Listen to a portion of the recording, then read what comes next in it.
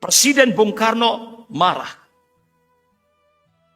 atas keputusan Muktamar Alim Ulama yang dihadiri 907 ulama se-Indonesia di Palembang tahun 57 yang mengharamkan ajaran komunis dan PKI di Indonesia.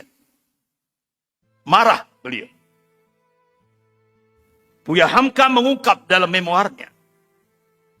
Akhirnya pada tanggal 17 Agustus 1958, dengan suara yang gegap gempita, Presiden Soekarno mencela sangat keras terhadap muktamar para alim ulama Indonesia yang berlangsung di Palembang tahun 57 itu. Sehingga Presiden Soekarno dalam pidatonya bahwa muktamar itu adalah komunis fobia. Itu satu perbuatan yang amoral.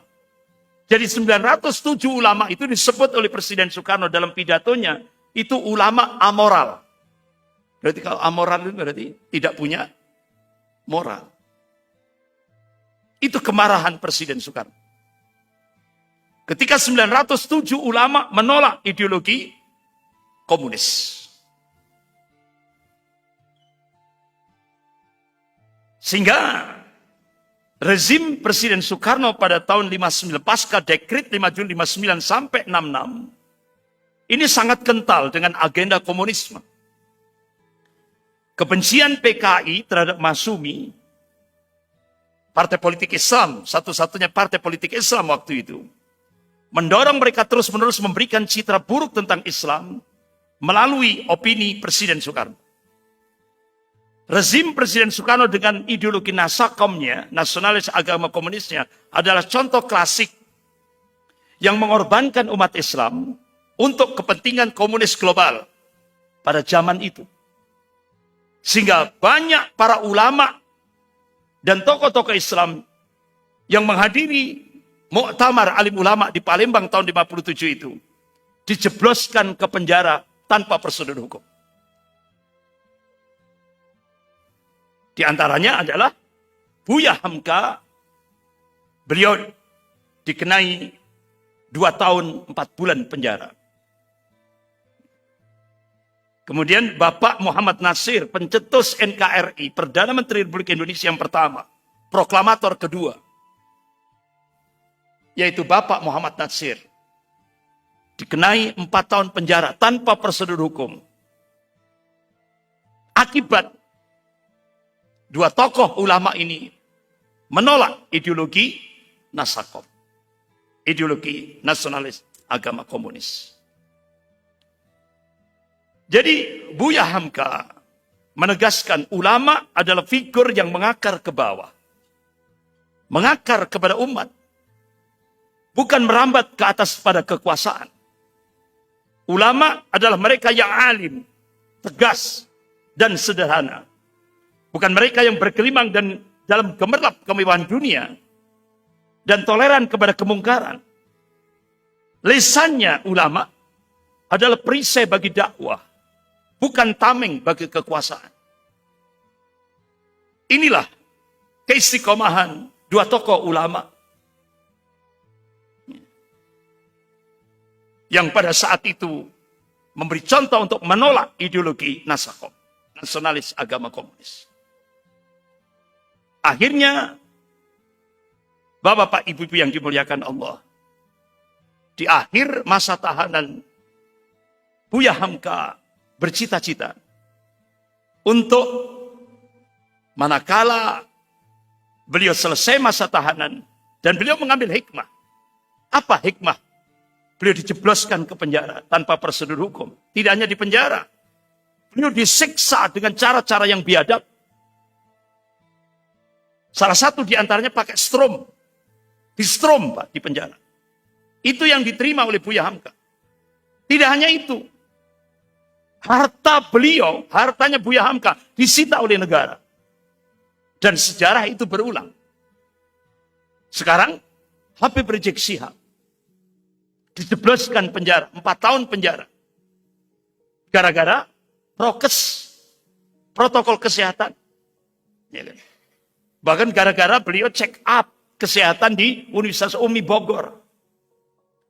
Padahal pelanggaran prokes itu cukup dengan membayar denda. Dan Habib Rizik Syihab sudah memberikan dendanya, 50 juta rupiah sudah dibayar, selesai. Tapi begitu beliau check up kesehatan di Rumah Sakit Umi Bogor, ada 2 tokoh pejabat yang merekayasa. Akhirnya Habib Rizik Syihab dikenai delik hukum pidana. Siapa itu? Kapolres Bogor dan Wali Kota Bogor, Bima Arya. Akhirnya di persidangan Habib Rizik Syihab, di akhir persidangan beliau berdoa mubahalah. Allah kabulkan doa Habib Rizik Syihab. Kapolres Bogor mati. Wali Kota Bogor, Bima Arya, beberapa waktu yang lalu di depan wartawan dia katakan, hidup saya berantakan. Hati-hati terhadap doanya seorang ulama. Makanya ada istilah, daging ulama itu beracun. Bahkan Jordan, yang mencaci maki Habib Rizik Syihab di medsos, mati, padahal masih muda. Mati mengenaskan. Jadi ini, bahkan hakim yang memutuskan Habib Rizik 4 tahun penjara, sakit keras sampai sekarang.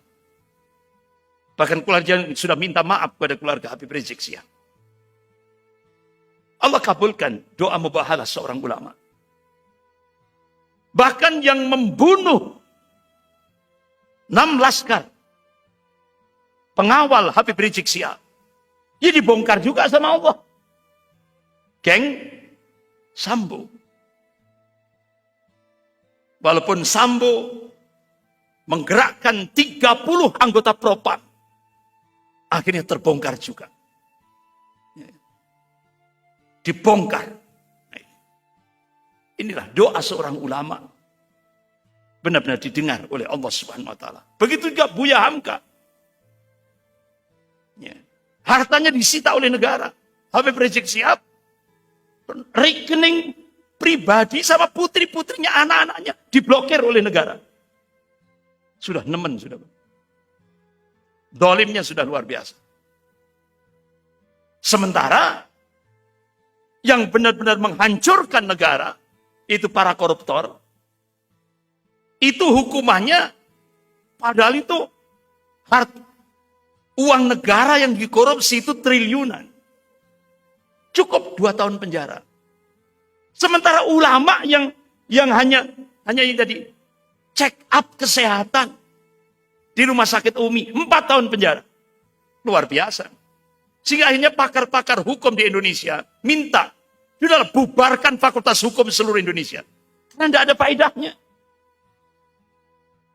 Jadi ketidakadilan itu ditampakkan betul di Indonesia. Sehingga pakar-pakar hukum pidana itu sampai ini bobrok. Baru kali ini gitu, dikatakan hancurnya hukum di Indonesia. Ketidakadilan yang nampak benar-benar vulgar. Bapak-bapak, ibu-ibu yang dimuliakan.